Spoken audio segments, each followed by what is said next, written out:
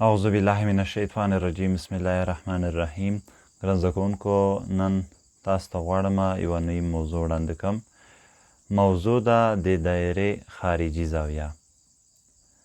په دایره کې هغې زاویې ته یوه خارجي زاویه ویل کیږي چې هغه د دوو متقاطع کرښو په اساس د دایرې څخه بهر رامنځته شي، یا د دوو مماس کرښو د تقاطع په اساس د دایرې څخه بهر رامنځته شي، یا د یوې مماس کرښې او د یوې متقاطع کرښې د تقاطع په اساس د دایرې څخه بهر رامنځته شي.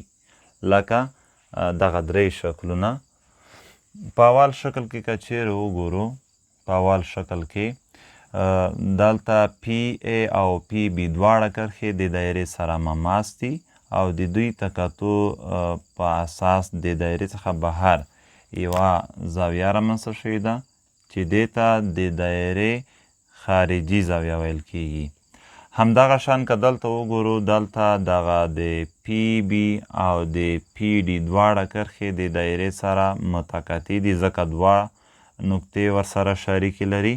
نو د دې دوو متقاطع کرښو په اساس چې دلته د دایرې څخه بهر یوه زاویه رامنځته شوې ده، دې ته د دایرې خارجي یا بهرنۍ زاویه ویل کیږي. که چیرې دلته وګورو، د پی سی کرښه د دایرې سره مماس کرښه ده او د پی بی کرښه د دایرې سره متقاطع کرښه ده. نو د دغو دوو کرښو په اساس هم چې د دایرې نه بهر کوم زاویه رامنځته شوې ده، دې ته هم د دایرې خارجي زاویه ویل کیږي. دلته د موضوع په مورد یوه قضیه شته. قضیه په دې ډول ده چې د دایرې د بهرنۍ زاویې پراخوالی د زاویې اړوند مخامخ قوسونو د تفریق حاصل له نیمایي سره مساوي کیږي. په داخلي زاویه کې مو داسې خبره کوله چې داخلي زاویه د قوسونو د مجموعې له نیمایي سره مساوي کیږي. دلته زاویه خارجي ده، نو دغه زاویه بیا د خپلو اړوند قوسونو د تفریق حاصل د نیمایي سره مساوي کیږي. نو د دې خبرې د ثبوت لپاره د شکل څخه کار اخلو. دلته دغه وی بی د دایرې سره یوه متقاطع کرښه ده، همدغه شان دغه د وی ډي کرښه هم د دایرې سره متقاطع کرښه ده. د دې دوو متقاطع کرښو په اساس د درې په نامه کومه زاویه چې ده، دغه یوه د دایرې بهرنۍ زاویه ده او غواړو د دې زاویې هغه فارمول ترلاسه کړو چې دا د خپلو قوسونو د تفریق حاصل د نیمایي سره مساوي کیږي. نو دلته دغه په خپله د ترسیم یوه برخه ده چې سی ټکی مو د بي ټکي سره نښلولی دی، چې په اساس یې دلته د وی بی سی مثلث رامنځته شوی دی. کوم مثلث؟ وی بی سی مثلث. نو د ثبوت لپاره دغه د وی بی سی مثلث په پام کې نیسو. وی بی سی مثلث په پام کې نیسو. په دې وی بی سی مثلث کې که وګورو، دغه د بي په نامه زاویه چې ده، بي په نامه زاویه دغه یوه محیطي زاویه ده او د خپل مخامخ قوس د نیمایي سره مساوي کیږي. نو دغسې کولی شو ولیکو چې بي زاویه مساوي کیږي 1/2 AC.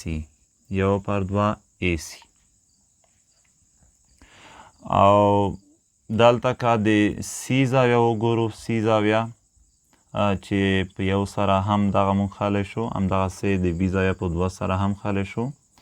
د سی زاویه هم د دایرې یوه محیطي زاویه ده او د خپل مخامخ قوس د نیمایي سره مساوي کیږي. نو دغسې کولی شو چې ولیکو چې سی زاویه مساوي کیږي 1/2 بي ډي قوس.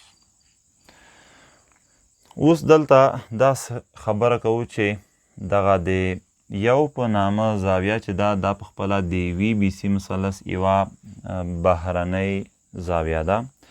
په مثلث کې د بهرنۍ زاویې پراخوالی د مثلث د دوو غیرو مجاورو زاویو د مجموعې سره مساوي کیږي. نو په دې اساس موږ کولی شو دغسې ولیکو چې دغه د یو زاویه چې کومه ده یو زاویه دغه مساوي کیږي د درې زاویې جمع د دوه زاویې سره، ځکه چې دغه دوه زاویې د مثلث دوه غیر مجاورې زاویې دي او دا د مثلث بهرنۍ زاویه ده. نو د یو په نامه زاویې پراخوالی د درې زاویې او د دوه زاویې د مجموعې سره مساوي کیږي. زموږ او ستاسو مطلوب چې دی د وي په نامه زاویه ده یا پخپله د درې په نامه زاویه ده. نو د درې لپاره چې فرمول جوړوو اول به دغسې ولیکو چې درې جمع دوه مساوي کیږي یو. اوس که چیرې دلته دوه د مساواتو ښي طرف ته واړوو نو علامه به د مثبت څخه منفي ته بدله شي. دغسې لیکلی شو چې درې زاویه مساوي کیږي یو زاویه منفي دوه زاویه. اوس که چیرې دلته وګورو درې په نامه زاویه مونږ کولی شو په وي سره وښیو. د درې پر ځای مونږ لیکو وي او د یو پر ځای لیکلی شو چې مثال سی زاویه منفي دوه پر ځای کولی شو ولیکو بي زاویه. اوس دلته سی زاویه د څه سره مساوي کېدله یو پر دوه بي ډي سره. د دې پر ځای لیکو یو پر دوه بي ډي قوس منفي علامه خپله لیکو.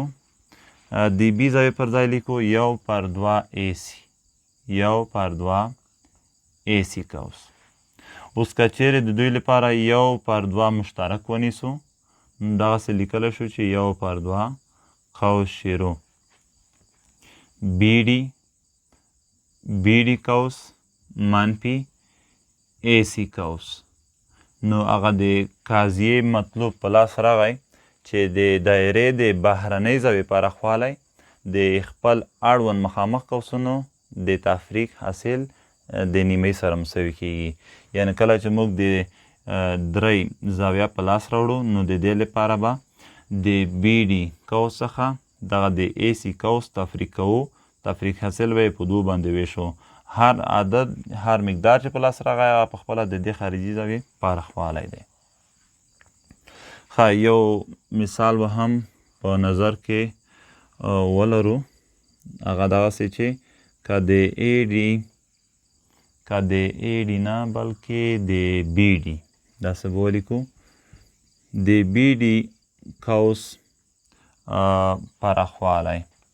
د بي ډي قوس پراخوالی مثال وایو چې هغه 100 درجې دی. همدغسې د اي سي قوس پراخوالی 40 درجې دی. نو په داس حالت کې به د وي په نامه زاویې پراخوالی څومره وي؟